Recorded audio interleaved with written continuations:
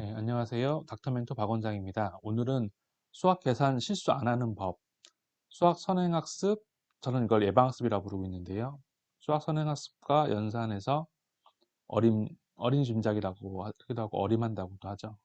그래서 수학 선행학습과 어림의 중요성에 대해서 말씀드리고자 합니다. 6학년 수학을 소재로 해서 말씀드리겠습니다. 수학 6학년 책을 보면서 제가 느꼈던 점을 설명드릴 것인데요. 교과서는 내용이 정제되어 있고 꼭 필요한 문제로 구성되어 있어서 아이들이 지겨워하지 않고 진도를 나갈 수 있습니다. 수학 문제집이나 참고서 같은 것들을 보게 되면은 문제 양도 엄청나게 많고요. 그래서 이제 중요한 내용들이 축소로 이제 축소되어 수록되어 있기 때문에 아이들이 뭐가 중요한지도 잘 판단하기가 어렵고 문제도 너무나 많기 때문에 아이들이 그 풀다가 지겨워하고 진도를 빨리빨리 못 나가고 그런 여러 가지 문제가 있습니다. 그래서 또 하나 교과서의 장점은 예방학습하면서 전에 배웠던 중요 개념들이 계속 반복되어서 예전에 배웠던 내용들을 새로운 관점에서 접할 수 있게 되고 또 이제 그런 과정을 공부하는 과정에서 기존 내용에 대한 실력을 더 강화시킬 수 있다는 것입니다. 수학 실력이라는 것이 한 단원에 해당하는 문제만 파고든다고 해서 단기간에 형성되는 것이 아니라 단원 통합적이고 깊은 사고력도 요구가 되는데 그러한 측면에서 예방학습이 많은 도움이 됩니다. 예를 들어서 한번 설명드려보면 이렇게 이제 79.74를 3으로 나눈다 이런 이제 문제를 하게 됐을 때 소수를 분수로 나타내는 과정 이것도 이제 소수와 분수로 변환하는 과정이잖아요. 그래서 이런 것들을 다시 한번 애들이 하게 되면서 예전에 배웠던 지식들을 더 조금 더 헷갈렸던 것도 잡아주고 그런 것들이 좀 더 실력으로 자리 잡을 수 있도록 도와주는 역할을 하게 됩니다.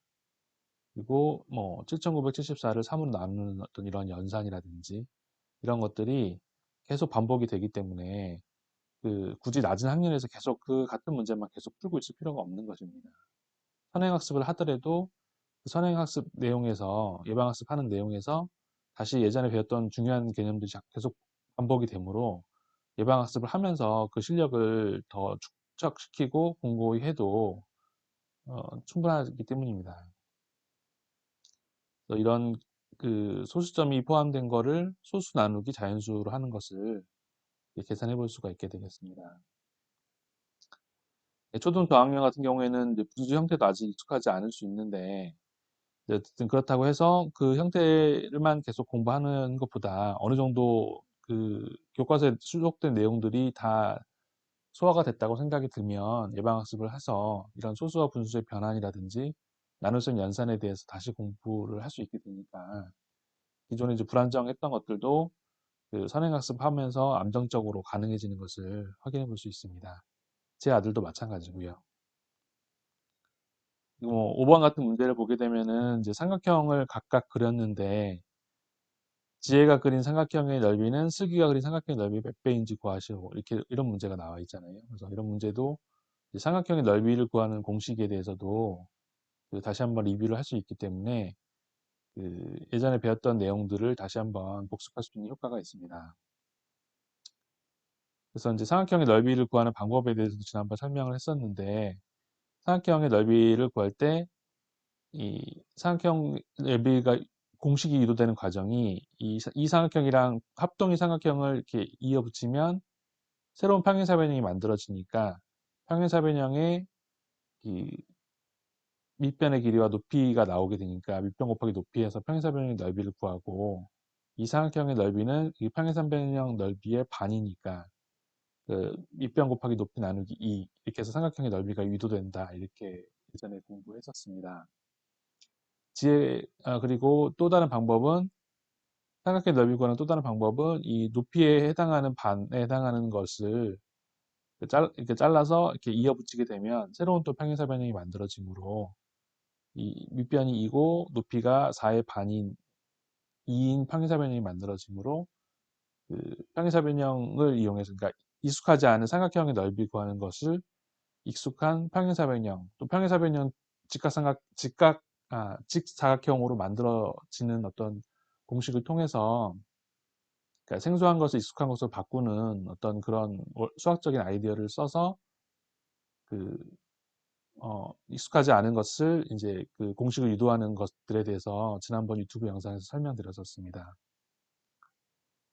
그래서 5번 문제도 이것을 이제 아이한테 문제를 읽고, 문제가 꽤 길잖아요, 나름대로. 문제를 읽고 어떻게 문제를 풀 것인지 그것을 한번 그 본격적으로 문제를 풀기 전에 설명해 보라고 하는 연습을 하는 것이 필요합니다.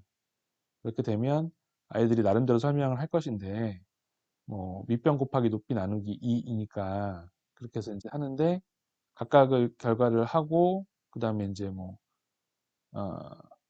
지혜의 넓이에서 슬기의 넓이를 나눠주면 된다 이렇게 설명을 할 것인데, 그런 과정에서 그 똑같이 삼각형은 어차피 똑같이 2로 나누게 되니까 2로 나누는 부분은 둘 다 같으니까 안 해도 된다는 생각을 그런 훈련을 통해서 할 수 있는 게 되는 것입니다. 수학을 음미한다고도 얘기를 하고요. 이런 것들, 이런 정도의 그 훈련은 앞으로 배울 수학에서 굉장히 중요합니다. 수능 수학에서도 수학의 음미를 할 수 있냐 못하냐에 따라서 여러 가지 그 많은 문제를 풀 수 있고 또 높은 등급을 받을 수 있는 그런 분기점이 되겠습니다. 또 이제 이렇게 소수를 자연수로 나누는데 또 역시 그 자기 자신보다 큰 수로 나누게 됐을 때 어떻게 되는지에 대해서도 이제 나오게 되는데요. 다음에 말씀드리고 싶은 내용은 어림짐작입니다. 수학 교과서에도 어림이라는 단어도 나오는데요. 위 문제처럼 소수점이 등장하면은 아이들도 익숙하지 않아서 실수를 유발하게 되는데, 이럴 때 중심을 잡아주는 것이 어림짐작입니다. 아까 제가 말씀드렸던 그 수학을 음미한다는 과정과도 통하는 내용입니다. 본격적인 연산 전에 1.98 나누기 6을 한다고 하면 이거 1.98을 2라고 어림할 수 있으니까 2 나누기 6 정도라 생각할 수가 있고, 그러면 한 0.3 정도 되겠구나라고 어림하고 문제를 풀고, 그다음에 이제 본격적으로 문제를 푼 다음에 비교해 보았을 때 0.3이랑 비슷한 숫자가 나오면 이것은 내가 어림한 것과 실제 계산한 결과가 같으니까 실수를 유발하는 것을 막아주는 역할을 할 것입니다. 간단한 검산도 되고 실수도 막을 수가 있습니다. 뭐 이것은 이제 제 아들에 해당되는 내용인데, 제 아들은 자기보다 큰 수로 나누니 마이너스가 나오는 게 아니냐고 처음에는 이제 그런 질문도 했었는데요. 근데 이제 아이들 입장에서는 저희 같으면 헷갈리지 않겠지만 아이들 입장에서는 여러 가지 내용들을 배우다 보니까, 그리고 아직 그 예전에 배웠던 내용들이 확실히 자기가 그 공부에 다져지지 않았기 때문에 헷갈릴 수 있는 내용인데, 그 뭐 자기 자신보다 이제 네가 헷갈렸던 내용들은 뭐 자기 자신보다 큰 수를 빼거나 그럴 때 마이너스가 등장하게 되고, 이 나누기라든지 곱하기라는 연산을 하게 될 때는 마이너스가 이제 홀수개만큼 있으면 마이너스가 나오게 되고, 짝수개만큼이면 마이너스 플러스 마이너스가 플러스로 상쇄돼요. 그런 식으로 이제 나오게 된다. 그래서 이제 그건 또 나중에 또 배울 것이다. 그 정도로 설명해 주니까 저희 아들도 납득을 하고 이제 더 이해를 잘 하게 되었습니다. 이처럼 예방 학습을 하면 기존에 배웠던 내용들 중에서도 흔들리는 것들을 다시 바로 잡아주고 공고히 해주는 효과가 있습니다. 그러므로 여러분들 그 교과서로 예방 학습하는 거에 대해서 긍정적으로 생각해 보시고 그렇게 같이 해 봤으면 좋겠습니다. 그럼 또 뵙겠습니다.